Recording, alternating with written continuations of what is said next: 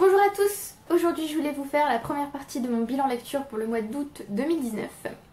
J'ai pas mal lu et comparé à la première partie de l'année j'ai quand même eu pas mal de coups de cœur, donc je me dis que nous sommes en bonne voie.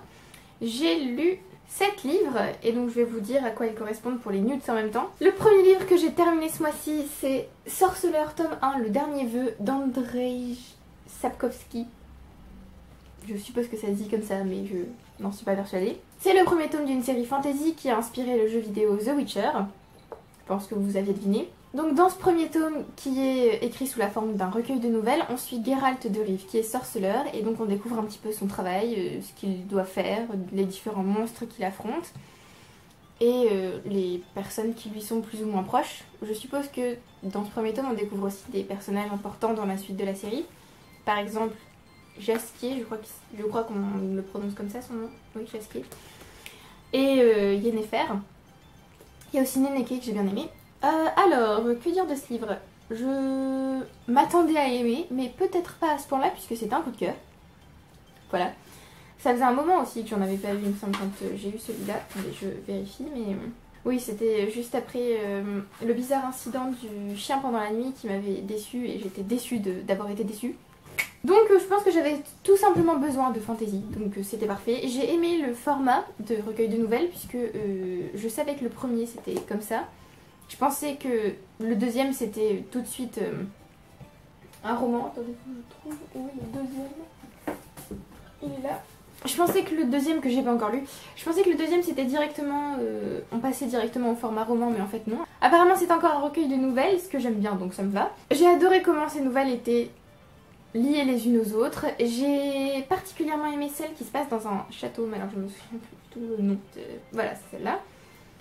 Comment s'appelle-t-elle? Certaines sont très longues et d'autres sont très courtes. Une question de prix, voilà, c'est ma préférée dans le recueil. J'ai été assez surprise de voir que dans cette série on réécrit aussi des contes, puisqu'on peut trouver par exemple Blanche-Neige ou Rumpelstiltskin. Et j'ai trouvé ça vraiment top. On retrouve pas Rumpel dans le sens où il est dans le livre, c'est plutôt dans le sens où on réécrit le conte dans lequel il se trouve. Et Blanche-Neige, pareil, on réécrit un peu son conte. C'était vraiment top. J'ai adoré découvrir les différents monstres, les différentes espèces entre guillemets. J'ai aimé les réflexions que ce livre ouvrait, par exemple celle avec le moindre mal. C'était, enfin la nouvelle qui s'appelle Le moindre mal et les réflexions qu'il y a dedans, j'ai trouvé ça vachement intéressant. J'ai aimé les personnages, j'ai aimé Geralt de Rive qui est assez mystérieux et en même temps on sent qu'il a un côté humain qui sort un peu quand il agit, on va dire, ou dans les décisions qu'il prend. J'ai aussi aimé Yennefer, même si on l'a... Alors, la copine qui m'a prêté ce livre m'a dit que Yennefer était son personnage préféré et apparemment c'est le cas pour beaucoup de gens. Mais là je viens juste de la rencontrer et je dois vous dire que... Oui, j'ai apprécié son personnage, mais je suis pas encore reine dingue d'elle, donc j'en attends plus dans la suite de la série, évidemment. J'ai adoré l'univers puisque c'est un mélange de magie assez spécial, on parle de mutants, on parle aussi, comme je vous l'ai dit, de plusieurs types de monstres. Il me semble, enfin je sais pas si on parle explicitement de vampires, mais il me semble pas, si vampires, voilà. En ces temps obscurs, ogres, ghouls et vampires pullulent, oui, donc je me souviens pas avoir vu un vampire... La lumière va me partir là. Je ne me souviens pas d'avoir vu un vampire dans ce premier tome, mais je suis persuadée qu'il va y en avoir dans la suite. J'ai aussi adoré l'équilibre de ton entre le ton un peu solennel et l'humour un peu léger, puisque si un livre est complètement solennel du début à la fin, ça peut être un peu forcé parfois, ou paraître forcé, et du coup le lecteur peut éventuellement se détacher du livre.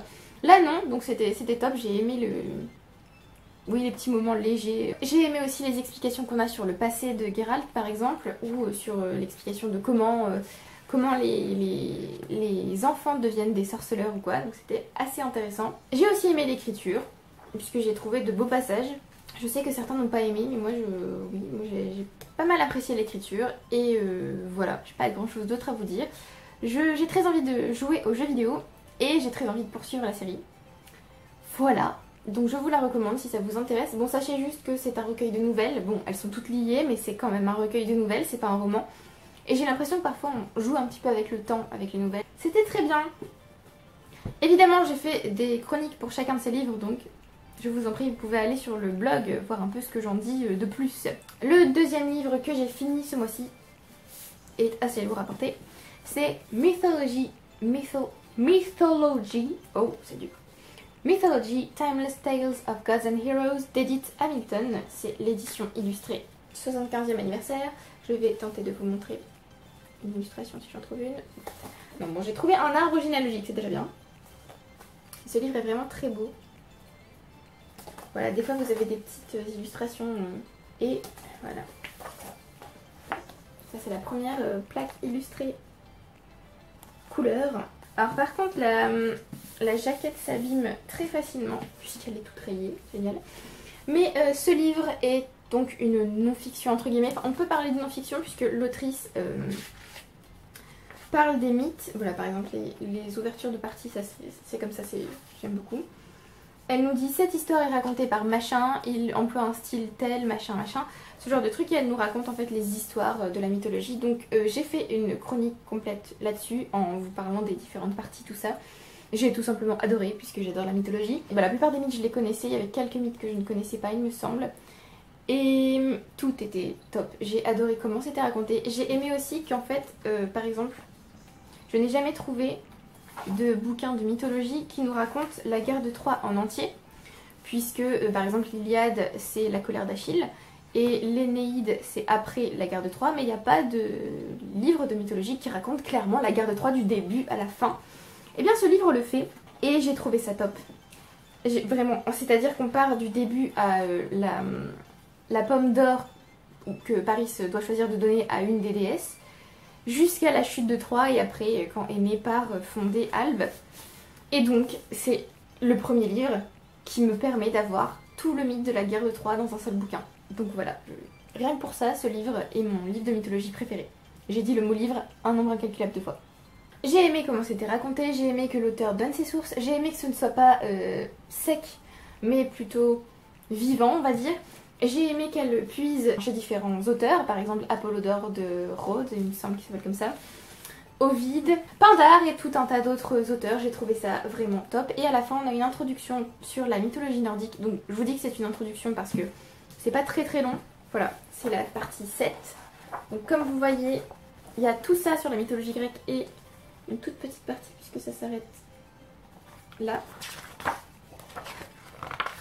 Et ça sur la mythologie nordique, donc autant vous dire qu'il y a beaucoup plus à dire. J'ai aussi aimé que l'autrice cite ses sources, même quand elle parle de la mythologie nordique, et même si elle en parle très peu. Donc voilà, c'était top, je vous le recommande. Si vous avez envie de découvrir la mythologie, foncez, parce que vous n'êtes pas obligé d'avoir déjà des connaissances en mythologie pour lire ce livre, ce qui est top, parce que du coup vous rencontrez tout un tas de héros, que ce soit Hercule, Persée, Thésée, Atalante. Oui, Atalante se trouve dans ce livre. Voilà, donc je vous le recommande, allez-y, jetez-vous dessus. En plus, si vous pouvez le lire en anglais, cette édition est quand même magnifique. Donc voilà, allez-y. Je vais quand même vous montrer. Même sans la jaquette, ce livre est trop beau. Donc foncez, vous dis-je, foncez. En français, ça s'appelle juste La mythologie. Je vous ai absolument pas dit pourquoi ces livres comptaient pour les news. Évidemment, Sorceleur m'a permis de compléter le challenge acceptable.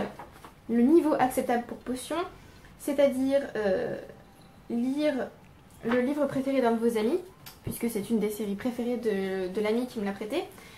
Et mythologie m'a permis de passer le niveau acceptable aussi en sortilège pour lire un livre avec une couverture magnifique. Je pense que là, il n'y a pas de... Voilà, on ne va pas argumenter pour dire que c'est moche, c'est faux. Donc ensuite j'ai lu un plus petit livre puisque je me suis dit ça fait quand même un pavé, donc on va peut-être passer à un truc un peu plus petit. Alors là c'était pour effort exceptionnel en charme, il fallait lire un comics, un roman graphique ou un manga ou lire un livre de moins de 150 pages. J'ai choisi Wires and Nerve, tome 1 de Marissa Meyer, donc c'est la suite de sa série Les Chroniques Lunaires qui suit Aiko. Je ne peux pas vous en dire grand chose puisque on conseille de finir les chroniques lunaires avant de lire cette petite duologie. J'ai quand même peut-être vous montrer les graphismes à la rigueur là, vous ne saurez pas tellement ce qui se passe, donc voilà. Alors, comme vous le savez, j'ai pas tellement... j'étais pas hyper fan du dernier tome des chroniques lunaires, même si j'ai bien aimé la lecture, c'était trop prévisible, je m'attendais à tout ce qui s'est passé, donc c'était un petit peu dommage. Et ici, du coup, j'étais pas hyper emballée par ce livre. Je l'ai commandé il y a très longtemps, avant même d'avoir lu Cress, il me semble. Au moment où j'étais à fond en fait dans la série, puisque j'ai adoré Cinder et Scarlett, et que ça a commencé à décliner quand j'ai lu Cress, le livre que j'ai le moins apprécié dans la série, il me semble. Donc voilà, il est resté 2 ans et 1 mois en palle, si ça vous intéresse de savoir. Alors j'ai d'abord commencé par ce que j'ai bien aimé. Donc je peux pas vous parler de ce qui se passe puisque je risque de vous spoiler, mais sachez juste qu'on suit Aiko. Ce que j'ai aimé, c'est de voir 2 personnages ensemble parce que ce sont mes personnages préférés dans la série. Et j'ai aussi aimé les réflexions sur les androïdes, leurs sentiments, tout ça, c'était intéressant. Mais j'ai pas particulièrement apprécié les illustrations. C'est pas tellement comme ça que je m'imaginais les personnages, même du tout. Et il y a ici une romance qui m'agace beaucoup puisque je sens clairement que ça va faire un peu du hate to love relationship, donc passer de la haine à l'amour dans une série. Je n'aime pas la romance, mais là c'est vraiment un procédé que j'aime pas du tout. Je ne dis pas que vous ne devez pas aimer et que si vous aimez vous êtes quelqu'un de mauvais, c'est juste que moi personnellement je déteste ce procédé, vraiment. Enfin, en même temps, en ce qui concerne la romance, j'aime très peu de procédés, donc voilà. Et je dois dire que depuis la fin des Chroniques Lunaires, je suis plus tellement hyper fan de Aiko. Voilà, c'est un personnage qui m'agace assez. Donc, je vous recommande de lire cette série si vous avez vraiment adoré les Chroniques Lunaires. Je pense que... Voilà, si vous êtes à fond dedans et que vous vous dites « Ah non, mais j'en veux plus sur ces personnages », je pense que vous allez adorer. Moi du coup j'ai bien aimé, mais c'était pas ouf on va dire. J'ai quand même hyper envie de lire la suite, ce qui est un petit peu chiant parce que j'ai pas tellement envie de dépenser je sais pas combien dans la BD, mais je vous avoue que du coup vu que c'est en 2 tomes, j'ai quand même bien envie de connaître la fin. Et en même temps peut-être que cette envie ça me nuisera avec le temps et que finalement je ne lirai jamais. Mais voilà, donc assez déçue en fin de compte par ce livre. Ensuite, je me suis lancée dans un livre qui a complété le niveau acceptable pour herbologie. Donc il fallait lire, écouter un audiobook ou lire un livre avec une couverture verte. Et j'ai lu Le Cercle littéraire des amateurs d'épluchures de patates de Marie-Anne Schaeffer et Annie Barrows. On va dire que ça compte, hein, c'est vert. Voilà, tout le livre est vert, donc on va dire que c'est bon. Alors c'est un roman épistolaire qui se passe après la Seconde Guerre mondiale. Et c'est Juliette. J'ai de plus en plus de mal à retenir les prénoms des héros de mes bouquins, je le sens que c'est ça. Donc Juliette qui correspond avec plusieurs personnages, et un jour elle va recevoir la lettre d'un inconnu, ce qui va déclencher une nouvelle aventure on va dire. J'ai adoré ce livre, c'était vraiment très bien. C'était à la fois, je pense que c'était le parfait équilibre entre quelque chose de très très triste, puisque quand même on parle de l'occupation de Guernesey par les Allemands. Donc c'était pas hyper joyeux, on va dire. Il y a aussi un moment où on parle des camps de concentration, encore une fois pas très joyeux. Et en même temps, d'un autre côté, c'est assez léger, c'est un peu cosy, c'est... Oui, c'est le parfait mélange, on va dire, entre des trucs hyper tristes et hyper intenses et une histoire assez mignonne et assez... ouais, pas vraiment légère en fait, même... On va dire que le côté léger c'est plus dans la romance, quelque chose comme ça. Voilà, je veux pas trop vous en dire mais on va dire ça. Donc j'ai adoré le format, que ce soit des lettres, j'aime toujours autant les romans épistolaires. J'ai adoré les personnages, alors mes préférés. L'un de mes préférés au début c'était Sydney, parce que vraiment je sais pas pourquoi j'adorais ce personnage. J'aime énormément Juliette. Évidemment je pense que c'est compliqué de ne pas aimer ce personnage après avoir lu ce livre. J'adore son humour et son côté un petit peu décalé. J'aime beaucoup Isola, pareil, pour son côté décalé, j'avais envie de lui faire des câlins. Et j'aime beaucoup aussi Dosey, je pense qu'il s'appelle comme ça. J'ai trouvé très mignon. Est-ce que j'ai écrit dans le livre? Oui. Mais oui, j'ai écrit dans le livre. J'ai aussi adoré le personnage de Kit, qui est juste trop mignonne, mais qui m'a confirmé pour l'instant, je ne veux pas d'enfant. J'ai adoré aussi le décor, le fait qu'on soit à Guernesey, j'ai trouvé ça très sympa. J'ai adoré les parties historiques, niveau Seconde Guerre mondiale, l'occupation de Guernesey et tout ça. J'ai aussi adoré les parties où on était dans le présent entre guillemets. J'ai aimé voir l'impact de la guerre sur les différents personnages. J'ai aimé, comme je vous l'ai dit, le côté cosy, j'avais quasi envie d'être sur l'île avec eux à un moment donné. J'ai aussi adoré la romance. Et j'ai envie de vous dire, c'est très rare, mais en fait, plus le temps passe et moins c'est rare que j'aime les romances dans mes romans. Donc j'ai adoré la romance ici, c'était juste... J'avais envie de les pousser. Allez-y, C'est aussi un livre qui, comme je vous l'ai dit, est intense, donc ça provoque pas mal d'émotions, que ce soit de l'indignation, de la tristesse ou même de la joie. Et voilà, j'ai pas grand chose d'autre à vous dire, j'ai aimé le style d'écriture.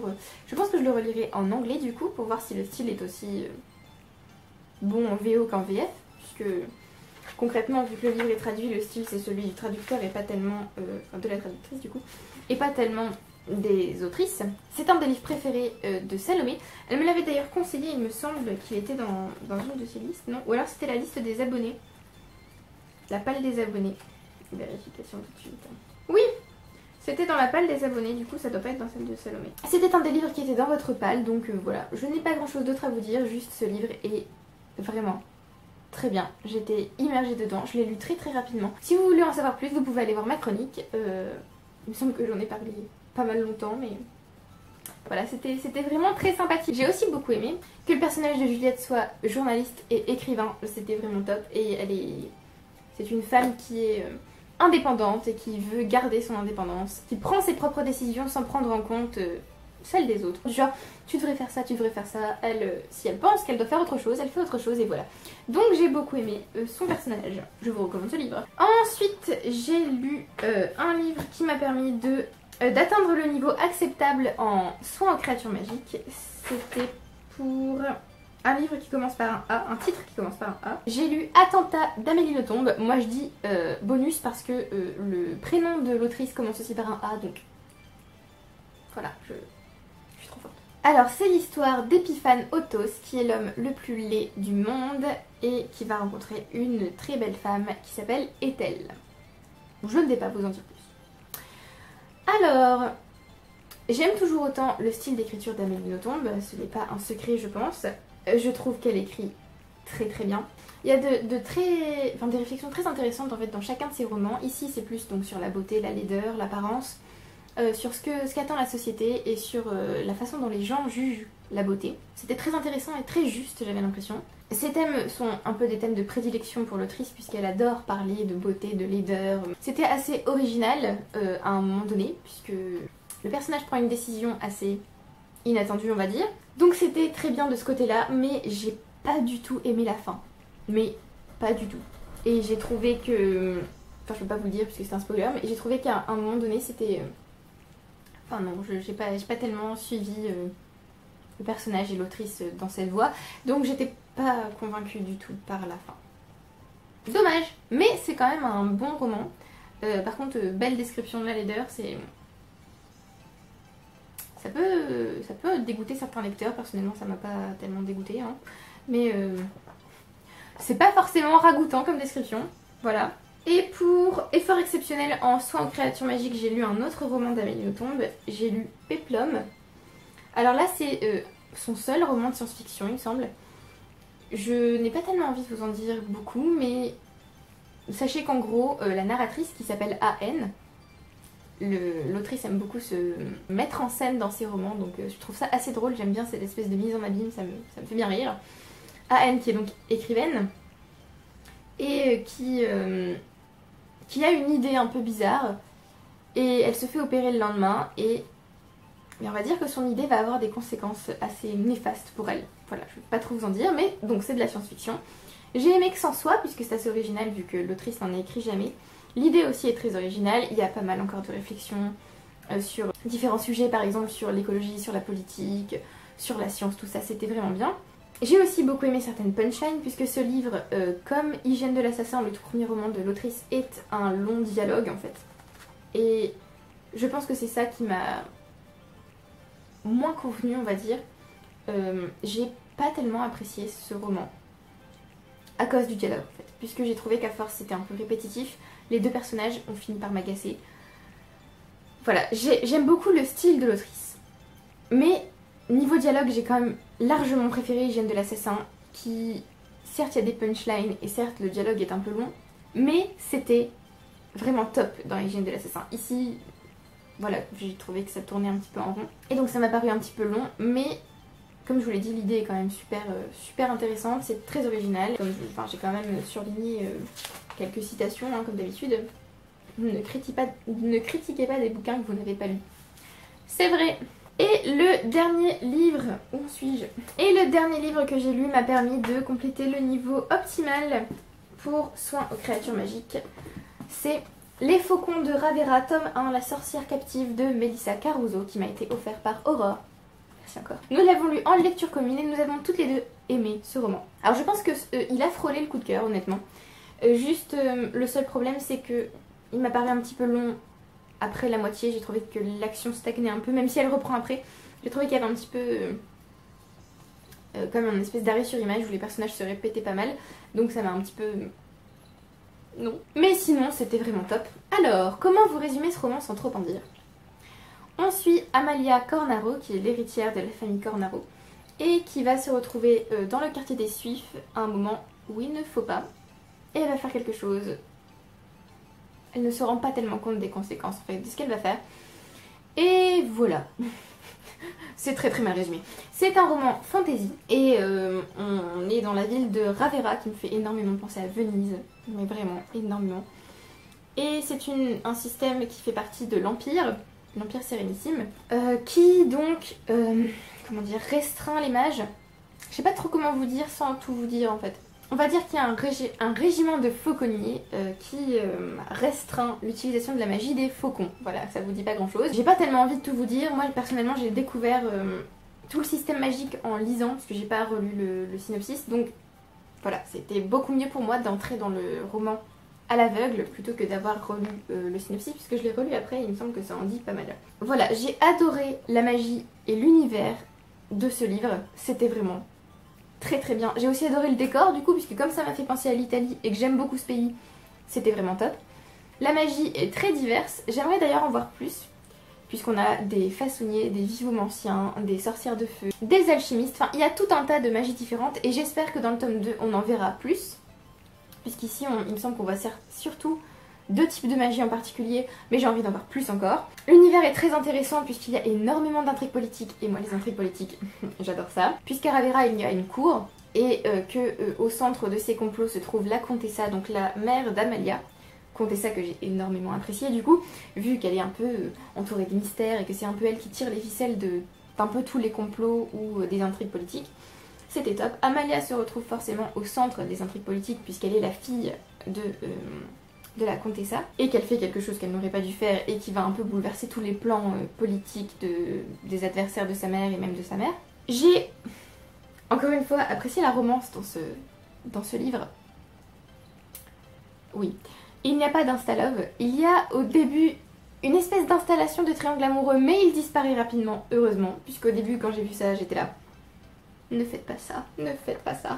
Et donc non, ça disparaît, donc tout va bien. Et il y a du suspense jusqu'à la fin. Vraiment, il y a beaucoup d'action, il y a beaucoup d'intrigues, et comme je vous l'ai dit, d'intrigues politiques. Il y a beaucoup de va-et-vient, on va dire. On se demande qui a fait le coup, puisqu'il y a un complot dans ce bouquin. On se demande quel est le personnage qui se moque un peu de tous les autres. Et c'est un peu compliqué de trouver ce personnage. Avec Aurore, on est parti sur une fausse piste. On était persuadés que c'était ça et en fait pas du tout. Donc on a été vachement surprise par le rebondissement, ce qui forcément augmente encore mon estime pour ce livre puisque c'est assez rare, enfin c'est assez rare.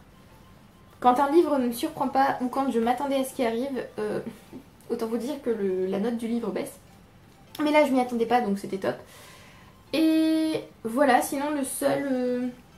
peut-être les seuls autres bémols que je peux trouver c'est le personnage de Marcello, je suis pas hyper fan. Je le trouve assez agaçant.